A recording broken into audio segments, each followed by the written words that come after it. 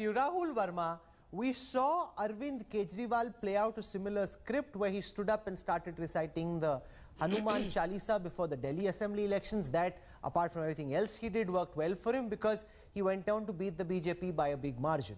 Now, the opinion polls, for what they are worth, at this moment seem to suggest that the TMC is still in front, even though the BJP is doing much better, even as it comes from a very small base. When Mamata Banerjee takes this public display of her Hinduness, how do you think this is likely to play out during this election? Is she now batting on BJP stuff, or is she blunting it? Rahul?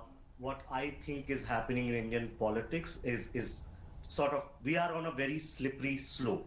Now, the public display of religiosity, which of course, or religious practices, which of course largely started with the BJP, post 2019, opposition parties are forced to respond to that narrative.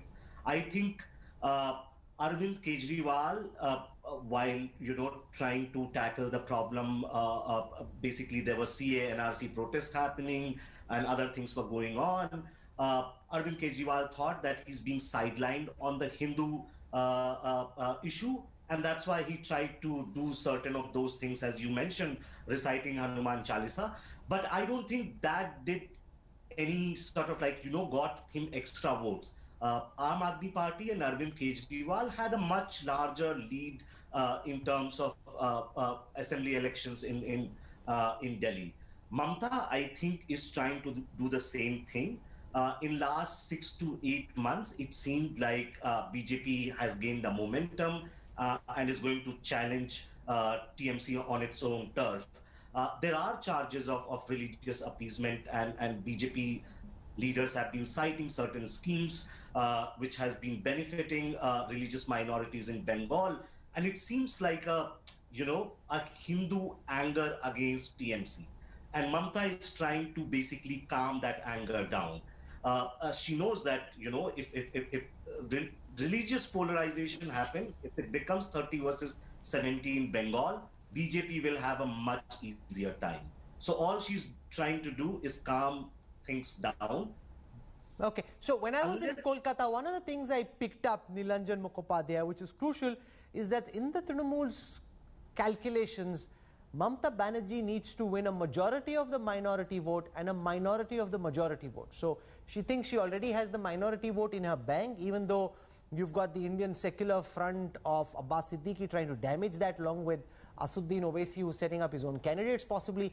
But do you think by publicly wearing her Hinduness, as it were, this helps blunt the BJP's advantage, or does it play in the BJP's favor? Nilanjan Mukhopadhyay. Thanks, Rahul. First of all, when I heard Mamata Banerjee start reciting the Chandi Path, my first reaction was that the BJP has finally been able to force Mamata Banerjee into embracing and publicly displaying her Hinduness or her Hindu, identity. That was my first reaction. In fact, my entire argument which was going on in my mind while I was listening to the speech was exactly what Dr. Patra said so eloquently. But after the speech was over, the researcher within me said, that let me sit and actually try to find out, and can I find any instances of Mamata Banerjee and Chandi Path, coming together from a public platform. What I found was that Mamata Banerjee, this is not the first time that she recited the Chandi Path on a public platform, even a public platform. I did not have sufficient time to actually find out how far back it goes. There are also limitations of the amount of videos which are there, but I did find references of her reciting the Chandi Path, way back in 2013 and even 2014. That is why, I watched those videos. Of course, she looked quite different in 2014. She did not have this kind of spectacles, heavy, which she wears now. Second thing is that, the Chandi Path is something which is more cultural than religious in the Bengali psyche. I'll tell you, I am a Probashi. I never lived in Bengal. But somehow or the other, whenever there is Chandi Path going on, I am also not very deeply ritualistic as far as my Hinduness goes, but at some cultural level, I do relate. And whenever I listen to a Chandi Path and I find it there across many other Probashis, suddenly you'll find that goose pimples all over the body. It's something, which comes very naturally because people of Bengal, and especially people who have lived there, even people like me, have actually grown up with it. Okay, There so is here's